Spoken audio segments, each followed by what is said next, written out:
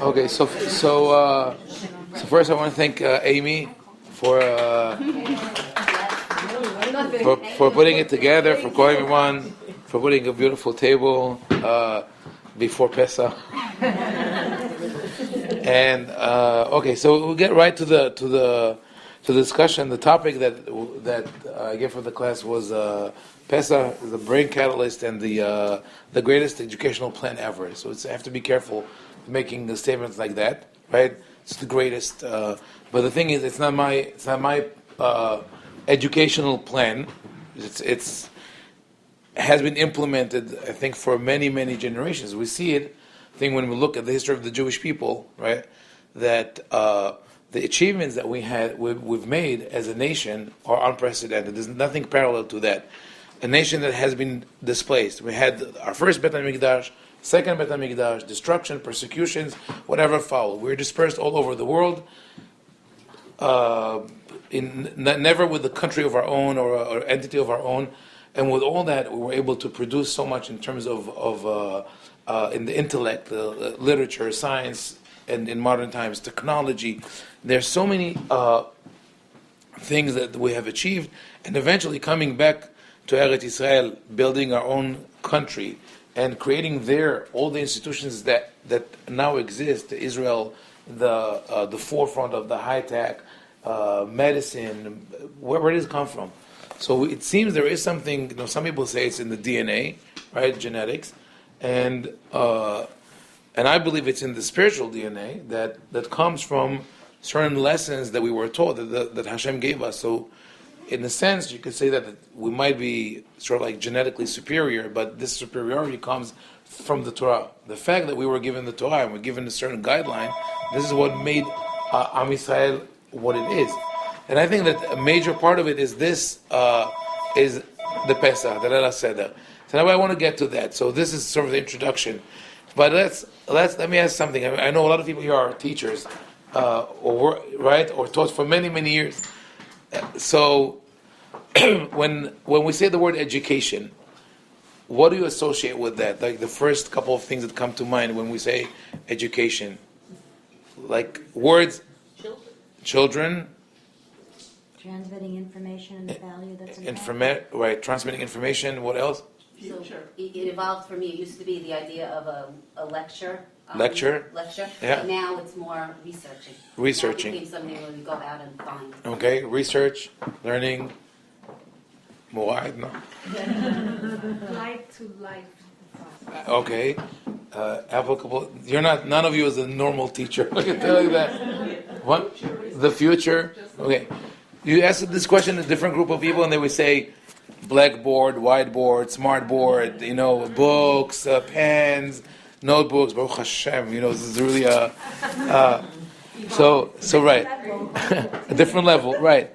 Different level. So traditionally, people think when you speak about education in schools, this is what we think about: a certain curriculum with the textbooks and how you go through them and what material you have to cover and the questions and the tests and all that. And the Torah gives us education on a completely different platform. Now, one of these platforms is Leila Seder, but it's done today a little bit different than it was in the past. So on certain points we lost sort of what had to be done, but on other points we are doing it. So let's think of Leila Seder as we do it today. The kids come to the table. If it's about the children, right? So the children are sitting around the table, and we all sing together Kadesh or Hat, right? And we do the Kiddush, and then we ask them what's next, and then they say Kiddush, and what's next? So you have to wash 2 hands, no, 1 hand. With bracha, that was the time of the Mishnah. Sorry. With bracha, no bracha, okay, good. And then what? Celery. And now they're supposed to be surprised, right? Are they surprised? Not really, right? Why are they not surprised? They learned it in school. They learned it in school. Yeah. And they also had the model Seder, right? Is every year the same thing? They had and last year was the same, right? The model Seder. And then we want them to ask the question, why are we dipping tonight when we don't dip any other night? And then we say, wait a second, don't we dip any other night? You never, that tahine, hummus, right, dips, like the whole world is about dips and vegetables. So, okay, so we have a little problem there. So as we go through the Seder, we want them to ask questions, but or we want them to present the Devar Torah that they studied in school. Some of them do it in a more elaborate way. Some of them read from the papers, like word by word, what was said, and a lot of people I know are thinking, how can we reinvigorate the La Seder and get the kids involved?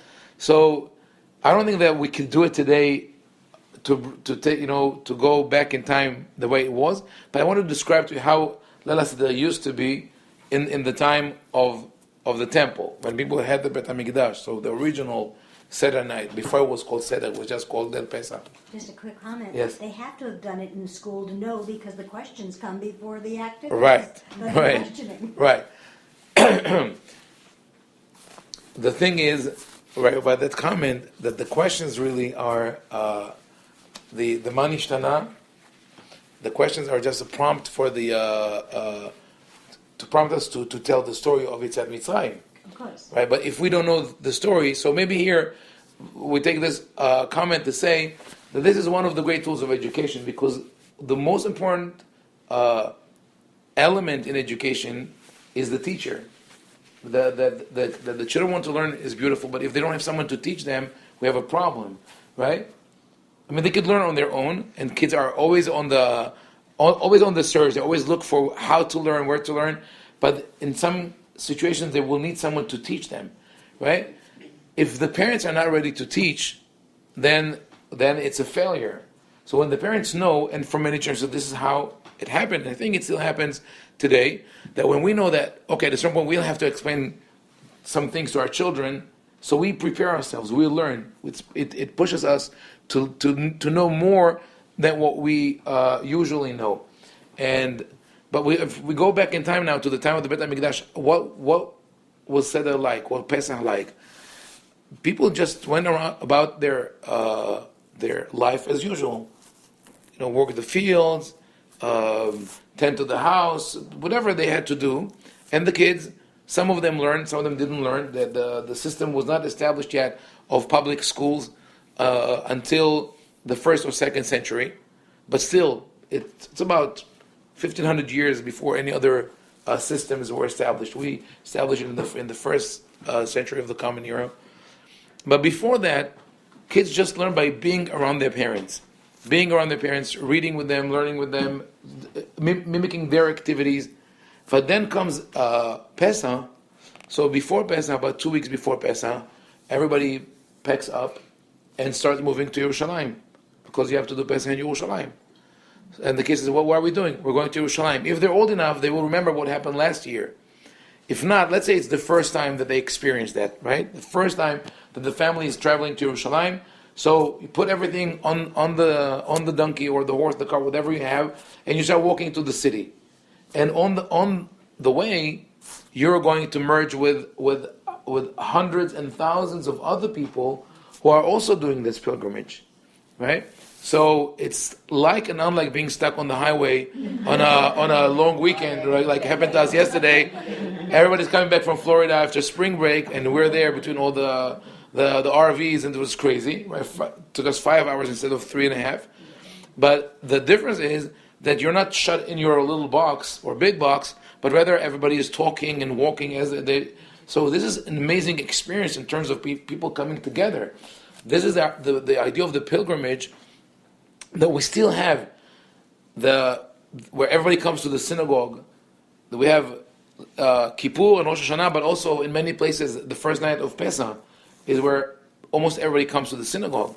The families that do the Seder together, and they have this shared experience like of excitement, and or other circles where people come together and talk about how they prepare for the holiday.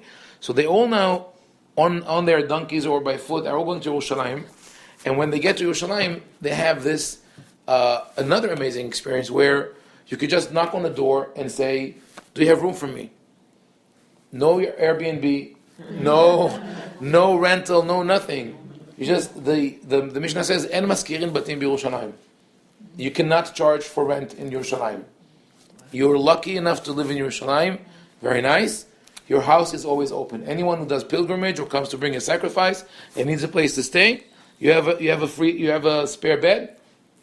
Go ahead. You want to sleep on the roof or whatever, but your house is open.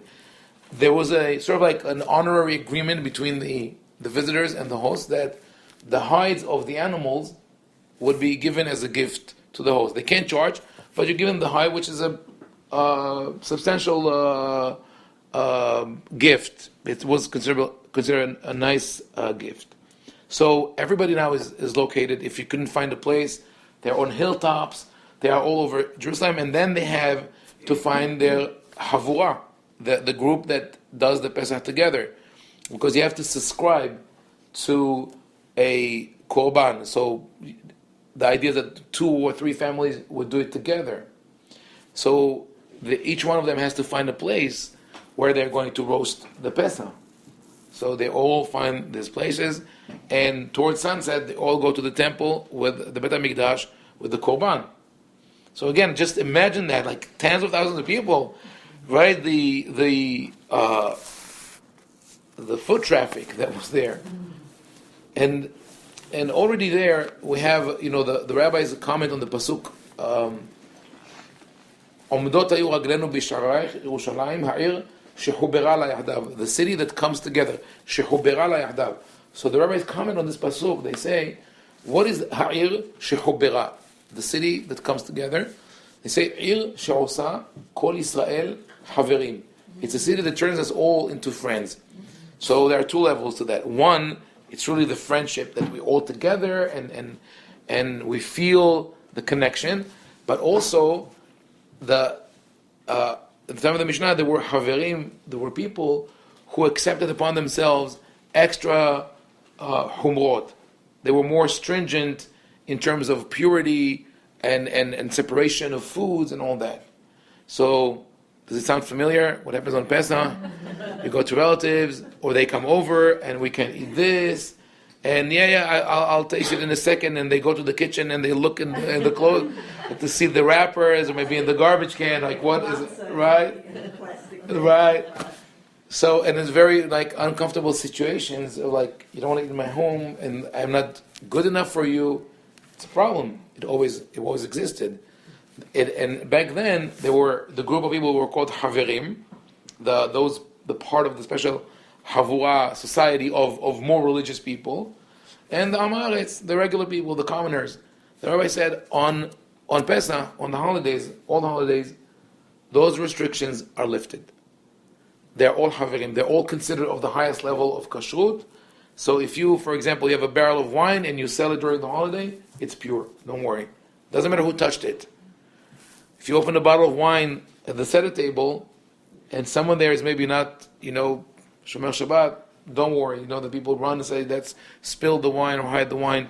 This is how it used to be. And everyone accepted that. And everybody accepted that, yes. That was ideal times. We don't ideal time. We don't have it today. Is that because of Yerushalayim? Because they were in Yerushalayim? Yeah, because they were in Yerushalayim. The rabbis understood that you cannot have the atmosphere of the Yom Tov, of the holiday, if some people are marked, are labeled as less than others. So that was the beauty of it. So now they all settled, they all have their place, and they do and they go and they do the shechita in the temple, and they go back to roast the Pesach. What year are you talking about now? We're talking at the time of the temple. So it could be the first Bet HaMikdash, second Bet HaMikdash. There were, of course, different customs. But as long as the Bet HaMikdash was there, people used to try to do the Pesach in Yerushalayim. So the Gemara speaks about that moment of when the Pesach was roasted. I mean, the korban, the meat was ready to eat. And Did the roasting, the Kohanim, or the Shechting? The Kohanim did the shechita, but the people did the barbecue. Was the animal roasted Whole, yes. with the skin? With no. They had to. Whole is without the. As far as I know. They usually have to take the skin. Yeah. They do. We'll speak about why is it whole. It's a different issue, but the Gemara says the following: Kezait pisha umerora upakar igra mehalela. So they all did the Pesach at the same time. In the moment that San said that you could eat the Pesach with Pesach matzah umaror, that was the real Seder. Originally, that was it. You eat the piece of meat with the matzah, with the bitter herbs, right, with the maror, and that's it. And that's why Rabban Gamliel said, if you didn't do Pesach matzah umaror, you didn't fulfill your obligation. Meaning that you would ask someone, what is the minimal Haggadah? I'm very distracted, I'm very tired, I have a lot of guests who don't speak Hebrew. I want to do the minimum. Rabban Gamliel says, you say Pesach, Matzah, Umaror. Does that still apply? You read it every year. We say it. No, By rule of, by logical deduction, he says, if you didn't say Pesach, Matzah, Umaror, you did not fulfill your obligation. So if you said only Pesach, Matzah, Umaror, you did fulfill your obligation, because let's say you had to say something else like banana, then he would have to say, if you didn't say Pesach, Matzah, Umaror, and banana, you didn't fulfill your obligation. It said everything is covered. So of course you have to explain it a little bit, but that was it. At the time of the Beit HaMikdash, there was no Haggadah. It was Hallel. And people understood when you say Betzet Yisrael miMitzrayim, you speak about that. But the idea of the Gemara is saying is this, I'll translate. Kezait pisha meora. Kezait, you eat the little the morsel of Pesach, of the meat, with maror, and the roofs would explode because of the Hallel. So everyone would start chanting the Hallel. So can you imagine this moment where it's the same time, and all of a sudden tens of thousands of people start singing together the Hallel? Like anyone, if you were in a concert or even in a Rosh Hashanah, Kippur, like Ne'ilah in the synagogue, right? The shul is full, and everybody chanting the same melody, or Kal Nidre, whether any doesn't matter what it is, it's overwhelming. When the choir, when people sing together, and when you have this situation where everybody is dispersed all over the city, but they're doing it at the same time, this is really an overwhelming experience. We feel it sometimes in Sukkot. I used to feel it more in Yerushalayim. Also in Brooklyn, it happened once.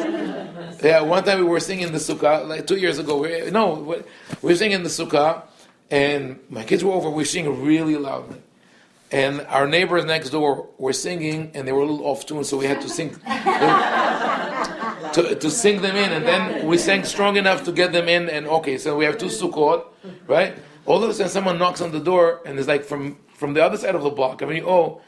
And so we heard you singing. Can we join? We got like 10 people coming in, and then another Sukkah joined. So I said this is like a mini experience of what they had, of people singing Hallel all over. So now, and this, for the kid that I mentioned earlier, that for that kid is the first time that he or she are attending a Seder like that, a Pesach like that, this is unforgettable. Because they're right now in a maelstrom of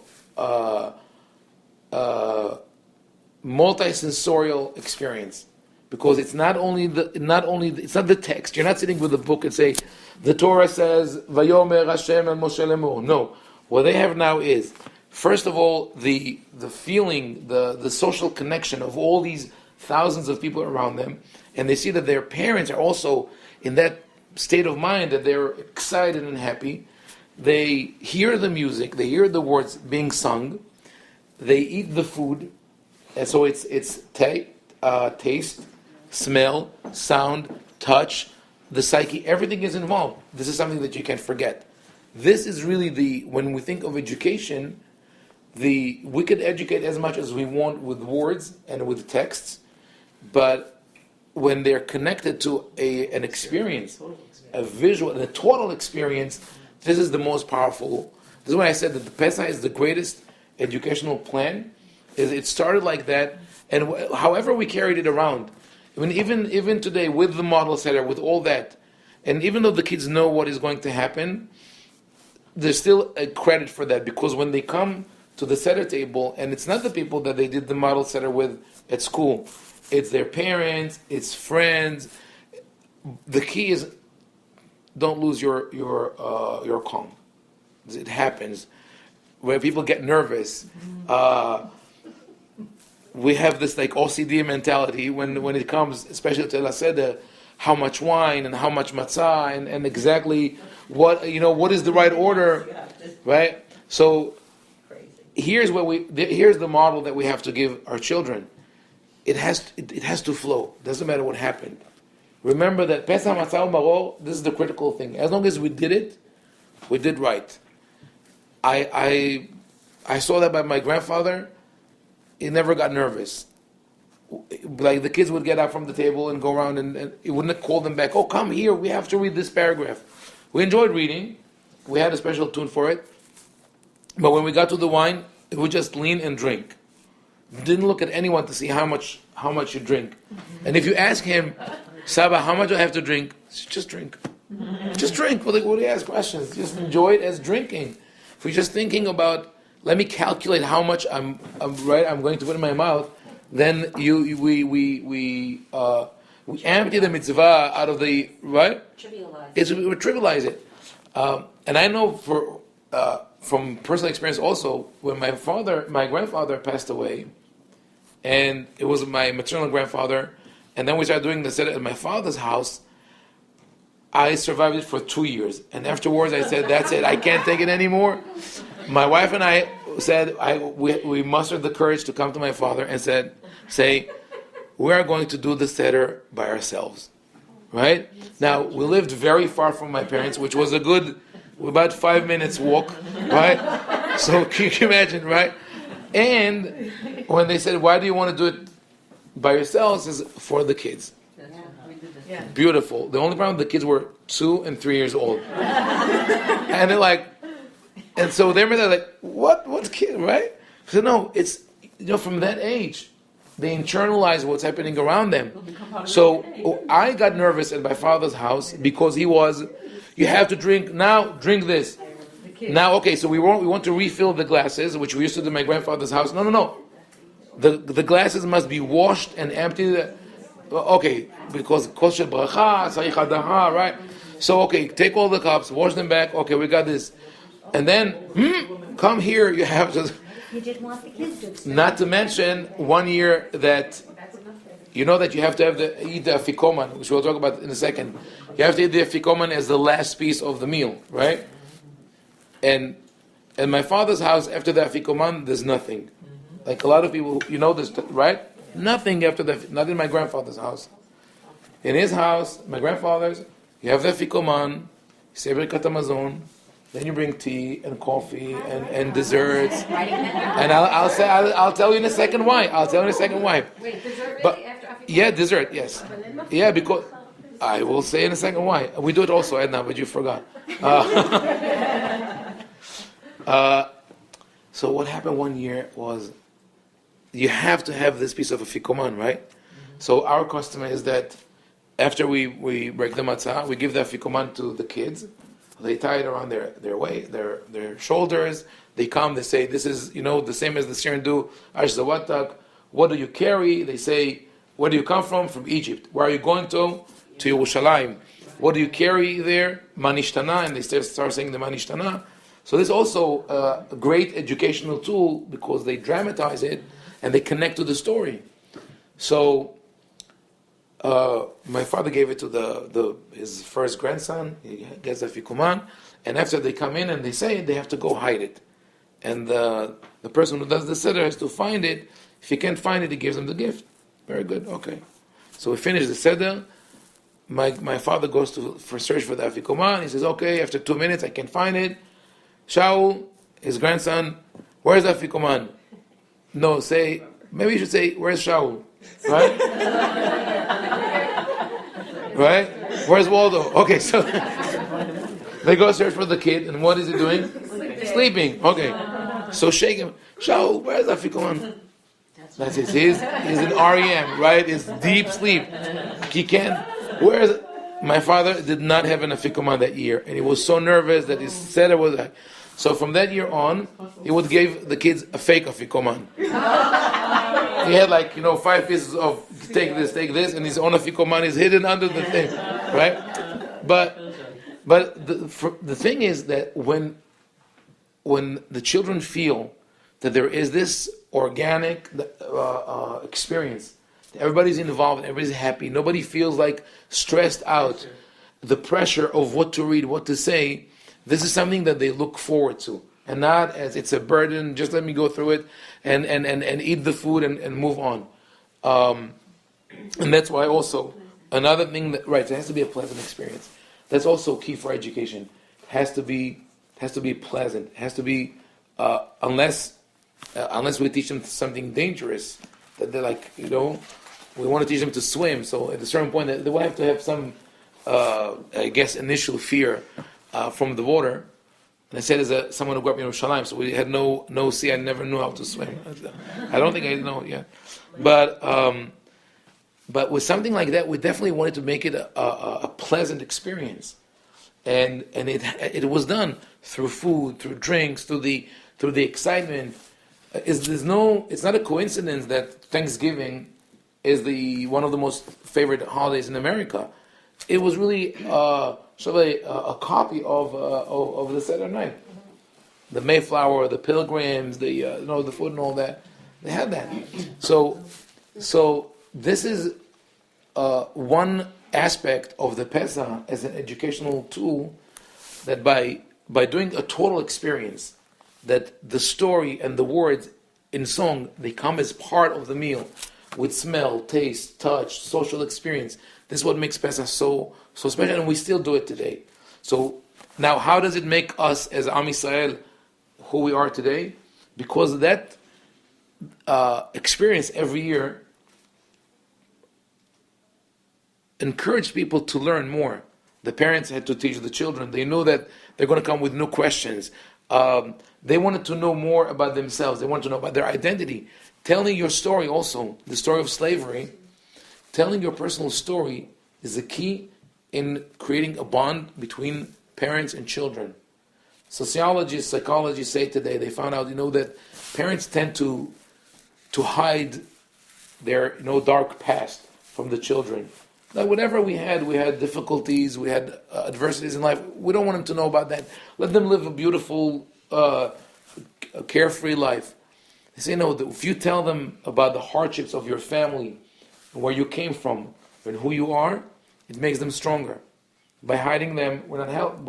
So telling the kids, we were slaves, and maybe you bring your personal Exodus story to the table, you add another element. But I want to just take this a moment to talk about the afikoman, because it's like people were surprised that no dessert. It had to do with the idea that everybody celebrates the Pesach together. So, but you are in contained circles within a greater group, right? So each group sits together and does the Pesach, and by proxy, like they could talk and hear other groups celebrating near them, and they all sing together. But no one gets up and walks to sit with another group. It's very nice to do it at all other times, but Pesach is, once you solidified your group, who is signed up for your Pesach, you do it together. Now, at the time of the Mishnah, there was a custom, there was a minhag, that was called afikoman. And that minhag was that at the end of a meal, especially a festive meal on Shabbat, I know some people do it on Sukkot, people go to visit other friends for desserts. Like in Sukkot, for example, in Deal, we used to do that because people couldn't invite everyone they wanted for. So they say, okay, our sukkah is open for desserts. So people would go and check out everyone, right? Sukkah hopping. Okay, sukkah hopping. So afikoman is exactly that. It's dessert hopping. You go and you have some dessert here, some dessert there. Very nice. The Rabbi said, "En maftirin ahar Pesach afikoman." You want to have your dessert? Don't do it in other places. It's all with the family. That was the original practice of the afikoman. 300 years later, when the Talmud came to analyze it, it was long gone. So they said that it has to do something with dessert. I mean, I'm not going to go through the discussion in the Gemara there, but it came to me the opposite, that the last thing that you can eat is the afikoman. So the way to sell it is, yes, the last piece of matzah that you can eat at the Seder night is afikoman, But after this, if you want to have dessert and coffee, I'm not going to change your practices. Do whatever you want. But if you think that it works and you think that no one at your Seder table will be upset, that's the caveat. Don't upset anyone. Then you could do that. So, question, yeah. What was the problem with going to other people? Maybe you would hear their story. Maybe you would gain something different that year.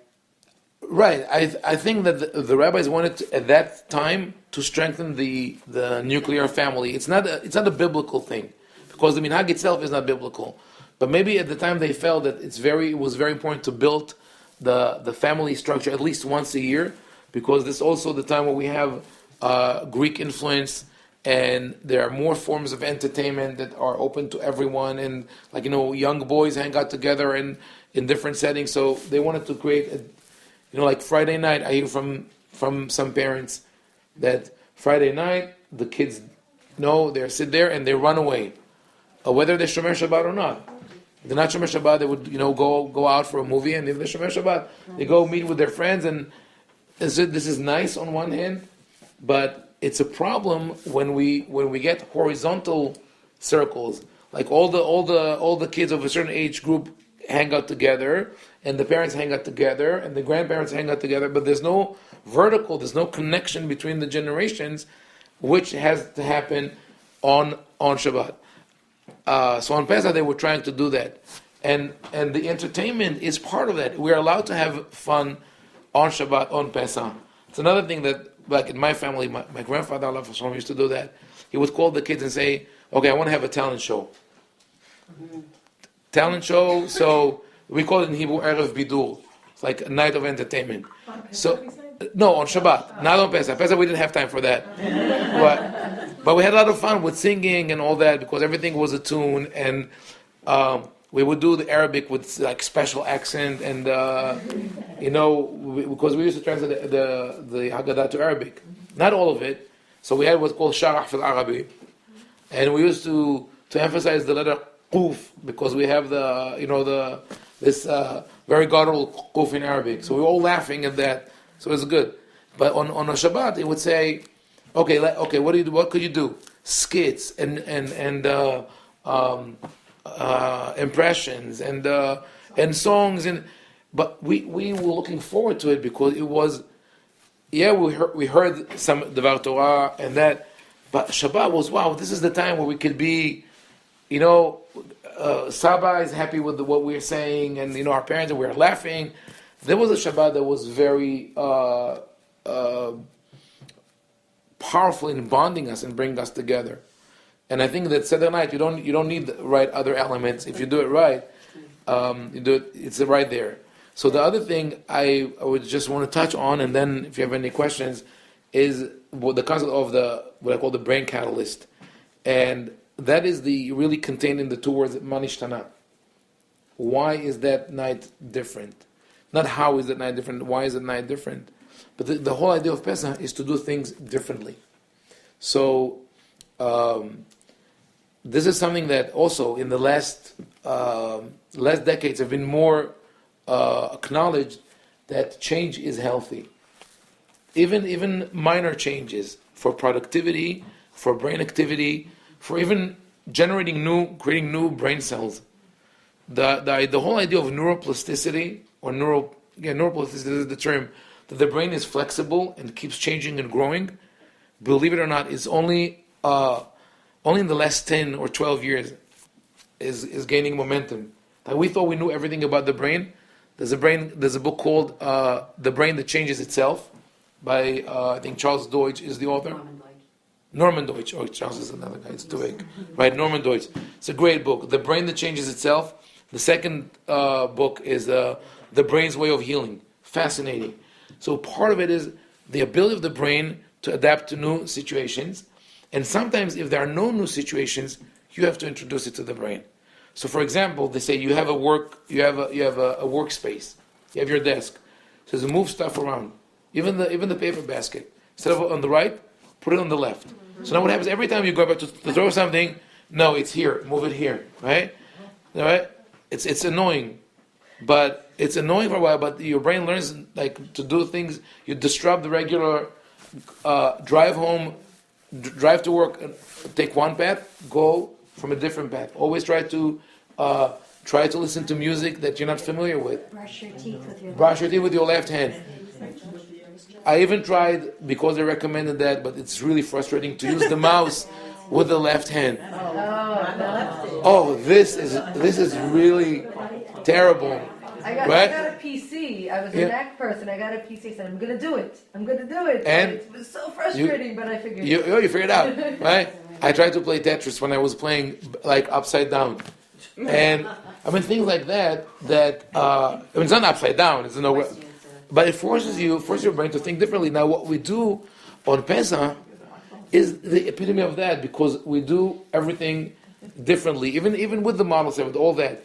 But it's not how things are done on a regular basis. And so here, if we fall too much into a pattern, it's good to disrupt it in a way. And there's a beautiful story in the Talmud, maybe famous, that Rabbi, I think it was about Rabbi, he had the guests around the table, and one of them was Abaye, who he brought up as an orphan. He adopted him, and at a certain point he removed the table, not according to the right schedule of the Seder, right? So he just says, okay, let's take today when we take the plate, the kara, originally they used to move the whole thing, the whole table. Yeah, because a table was really a table, tabla, a plate, a board that it rests on two legs. So, and how do you clean it? You lift it up, you take it out, you flip it over, or not even outside. Sometimes, on the ground, the floor was just soil, dirt. So, it's a compost, just right there. So they removed it too early, and Rabbi says, why are you doing? Why are you doing that? And he answered, "Ptartan milomar ma nishtana." I don't have to say ma nishtana now. The whole idea is to make it different and to prompt people to ask questions. So, to summarize this, I think that what we have, the Seder is still exciting for us because it connects. We're a chain, we're a link in such a long chain. Even though we do things differently, but we know that it comes from such a long tradition, and it adds to that we're doing things today that come from the Greek tradition and customs of 2,000 years ago. That's the dipping, by the way. It was a Greek tradition of dipping, and then it disappeared. So that's why but we do it now. That's another good thing to tell the children. We're preserving the practices of Greek royalty, because we were subdued, we were subjugated to them, but we survived and they didn't. I don't think anyone here wants to move to Greece, to live there right now, right? So this is something that we say, but the elements of change, of curiosity, of total experience, of being in the moment, of being together with the children, they're really what make the Pesach what it is. So when it boils down to Pesach Matzah U'Maror, really this whole thing leads to eating the Pesach Matzah and Maror together, because that's when you have the all the sensations, all these experiences come together to one point. So this is the basic message I wanted to deliver when I know that we're short on time, but maybe we'll stop here, and if you have any questions. Yeah, go ahead. Ovadia. I don't understand, when they set up their groups, was this done before they left their homes? Before they left their homes. So they set up meeting places? Yes. Okay, so they went and they got the animal, somebody skinned it. It takes a long time to roast an animal. Right. They would start early because they would have to, the shechita would start earlier before sunset, and then they could only... But I mean the actual roasting. Shechita is one thing. To roast an animal is going to take 3 hours at least. How long does it take to barbecue? A whole animal? It's a small animal. Like disclosure, I was a vegetarian for a while, so it's tough to talk about that, okay? For like 5 years. But no, it's a lamb or a goat, so it's a small animal. But it's not a chicken. A chicken takes 2 hours over a spit. But I don't know. After you do it on the... I guess they didn't do it. I guess they didn't do it well done. They didn't do it well done. I don't think I ever left off anything on the bar. What I want to tell It's some. not like our I wanna- barbecue. It's like a rotisserie. Seder for the meat. We didn't eat meat. Like no meat. No. Right. What was the Pesach? Can't be We don't have Pesach. That's the thing. We're missing it. So the truth is, even though there's a minhag not to eat, right? There's a minhag not to eat roast. Some people don't eat roast. Some people don't eat meat at all. My grandfather didn't have any beef not roast beef. They had like ground beef, yes, but not roast. But really, it's not a problem. It's a minhag that went a little extreme. The original minhag was just not to have a whole roast lamb or goat. Anything else is okay, just because they didn't want to seem as if they are bringing sacrifice outside the Beit HaMikdash. So it's not really a problem. So even on Lag BaOmer in Yerushalayim, lots of smoke. Yeah. So you're talking lots more smoke with everybody. Yes, it will probably be smokier. Can you describe, do we know Yeah. what the original Harosis tape was Oh. in Maror? So interesting. I'll say, original maror we know. There were bitter herbs. That if you go to No Yerushalayim, lettuce. no lettuce. Breast, like Probably something like oregano. Some of the family of the oregano or anything like that. No, not arugula. No, I say oregano because if anyone ever hiked the mountains of Yerushalayim, you have to go. Okay, when you go next time to Israel, try to go like summer month. When you go anywhere in Yerushalayim, but especially where they didn't destroy with construction, like or Bet Shemesh, Har HaMasrek, all these places, you will feel a smell of like oregano and on basil, like these herbs. They grow everywhere, and they're very typical. So people, it's called Ezov. They're the same family of Ezov, hyssop. Oh, that's Yeah, the word hyssop is actually the Greek Ezov. They took it from the Hebrew Ezov, and they transliterate to Isop. So it sounds the same. Now, haroset was a traditional dish all year round. It had nothing to do with Pesach. And later on, when people stopped eating haroset regularly, then they identify it with Pesach, and then we have the whole literature of, the bricks and the mud and yeah. what does it come from? The word? It's a kind of fruit or vegetable, no? No, originally haroset. It's a Mishnaic word. So how do we know that they ate haroset all year long? Because the Mishnah speaks about making it kosher for Pesach, and they call it bet haroset. Like bet haroshet, that we have a factory, but it's bet haroset, meaning they have a receptacle that is used for haroset year round. It's for dipping. I don't know where the name came from. I don't think it's a Hebrew name. Maybe because it was in a clay utensil, heres, so it became haroset. Yeah, something like that. Right. So I'll say that about the Pesach, why they used to do it roast and whole, and that maybe is the idea of the Pesach that we could convey if we don't eat the Pesach, but at least this we explain. So we say al shum. Why do we eat the Pesach? For the memory for the Pesach in Mitzrayim. So when Moshe comes and tells Bnei Israel, I want you to sacrifice, right, to do the sacrificial lamb, the Paschal lamb, the Pesach. We know from the Tanakh that Pesach was the lamb, the sheep were to Avat Mitzrayim. They were worshipped by the Egyptians. According to the Torah, it doesn't matter what if it's corroborated by science or not. This is part of the narrative of the Torah that this is to Avat Mitzrayim, right? So now what Hashem asks Bnei Israel to do is finally to do something. All throughout the plagues, 10 plagues, what were the Israelites required to do? Nothing. Sit back, relax, eat your popcorn, and watch the 10, right? And watch the first part of the 10 Commandments, where the Egyptians are being smitten by Hashem. Right? They didn't have popcorn, by the way. So totally a They had midrash. popped wheat. They had popped wheat. So during the darkness, that's a midrash that they went in to check what they Yeah. Yeah, Okay. probably. No, but so really, there's no action required from the Israelites, from Bnei Israel. They just sit and watch, nothing.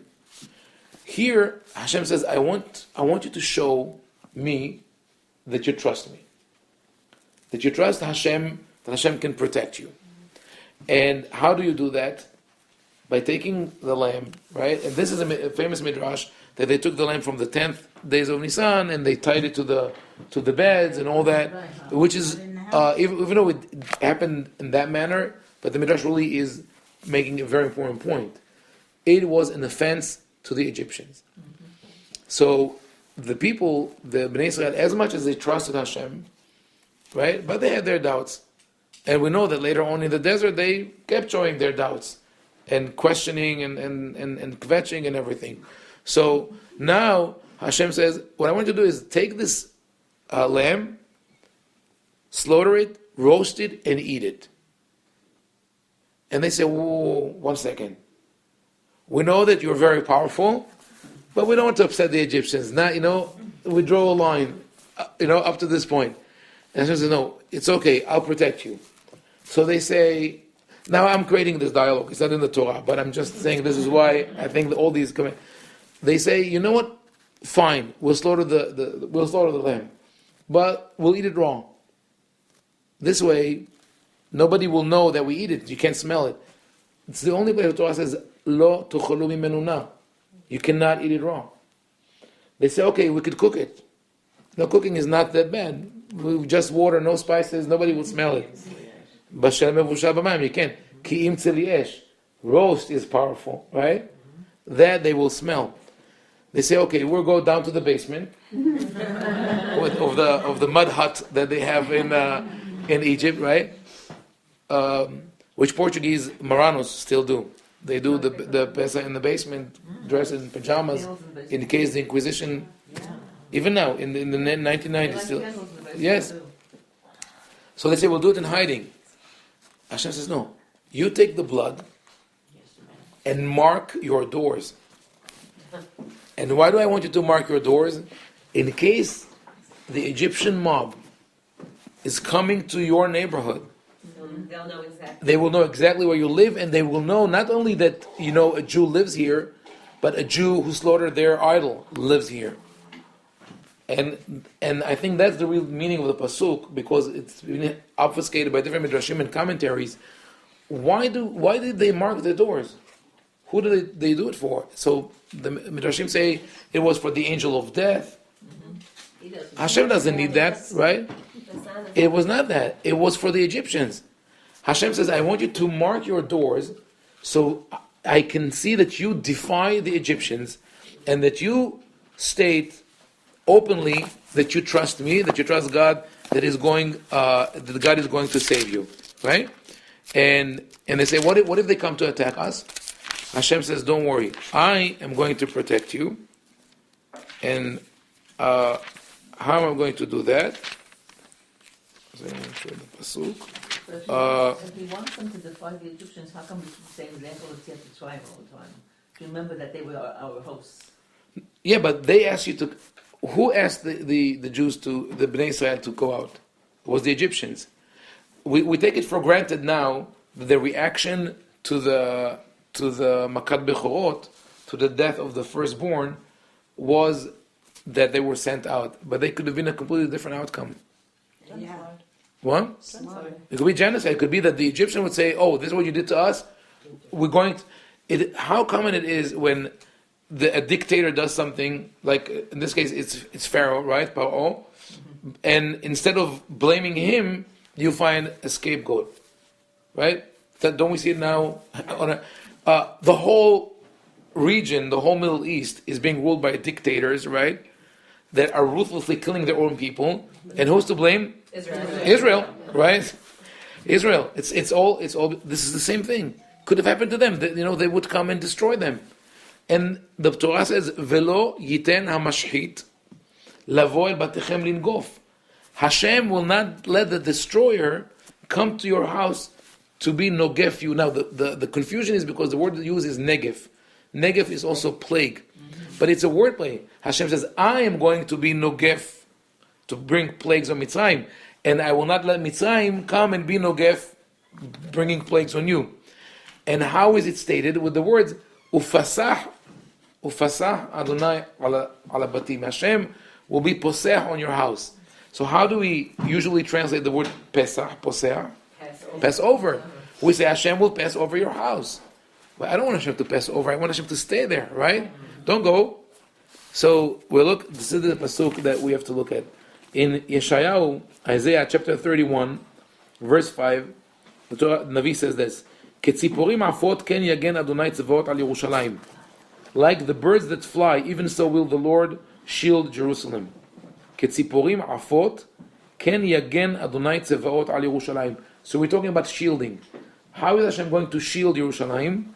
Ganon vehitzil, pasoah vehimlit. Shielding, saving, protecting, and rescuing. So if you have 4 words, 3 of which are synonyms for saving, and then you have a 4th word stuck in the middle. Logically, it would mean that this word is also a synonym, and this word is pasoah.